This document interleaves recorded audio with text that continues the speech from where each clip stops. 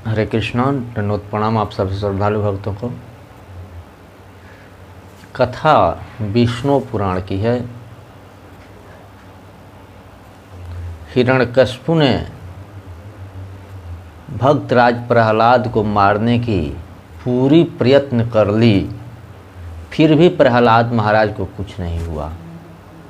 हिरण्यकश्यप ने प्रहलाद जी से पूछा, क्या शक्ति है तेरे पास जो तू आग में नहीं जलता है, समुद्र में नहीं डूबता है, अस्त्र शस्त्रों से नहीं मरता है, जिसकी तपस्या की शक्ति से आकाश के तारे टूटने लगे, समुद्र खौलने लगा, पृथ्वी कांपने लगी, भूचाल आ गया, वह त्रिलोक विजयी हिरण्यकश्यप प्रहलाद से पूछता है। विष्णु पुराण की कथा है यह। प्रहलाद सुप्रभाव यशी कीमे तते विचेष्टितम्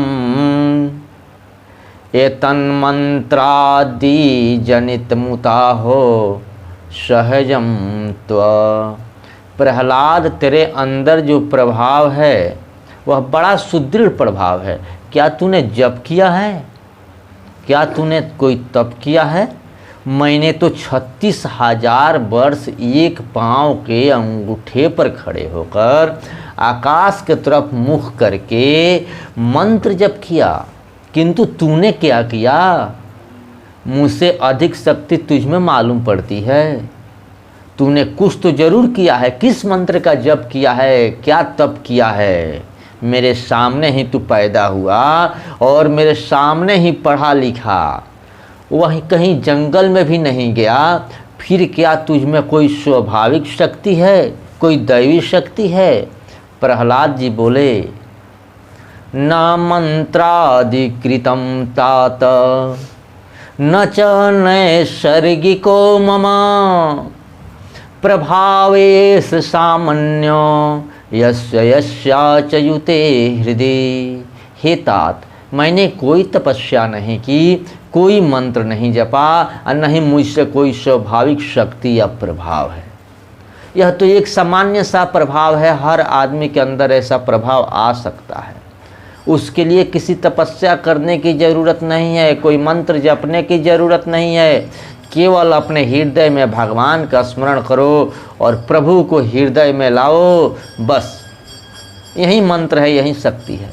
परंतु यह सुनने में तो आसान लगता है, जबकि सच्चाई यह है कि हमारे हृदय में संसार है, भगवान नहीं है। भोग है, धन संपत्ति है, संसार की चीज़ें हैं, लड्डू, पेड़ा, मल, मूत्र, मैथुन से प्राप्त भोग आदि सब कुछ है। मनुष्य बचपन से ही भोग सीख जाता है और वही उसके हृदय में रहता है। यदि भगवान हृदय में आ जाए तो उसे संसार की कोई शक्ति हरा नहीं सकती। देखो, अगर भक्ति पाना है तो छोटे बनो, दीन बनो, इससे निश्चित भगवान मिलते हैं। भगवान स्वयं छोटे बनकर शिक्षा देते हैं। जब पांडवों ने यज्ञ किया था तो गुरु शुश्रूषणे जिष्णु कृष्ण पदावने जने।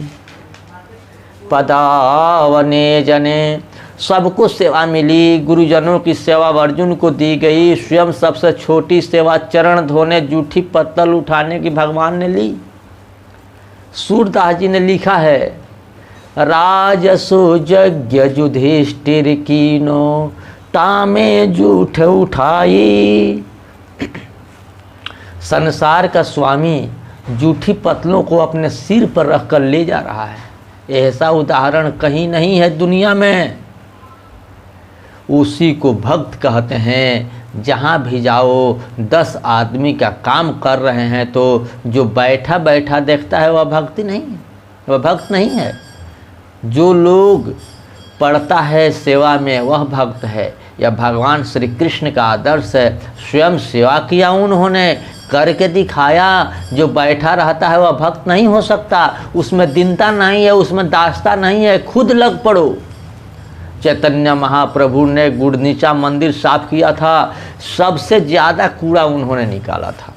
जो सेवा नहीं करता, बैठा बैठा देखता है, उसमें भक्ति नहीं है। सेवा करने वाले को लज्जा, संकोच, बड़प्पन, मान, मर्यादा उसी की कोई चिंता नहीं रहती है, वो सब कुछ छोड़ देता है तब सेवा में, तब उसको दास्ता मिलती है। जो दास्ता स्वीकार करता है वही तो भक्त होता है।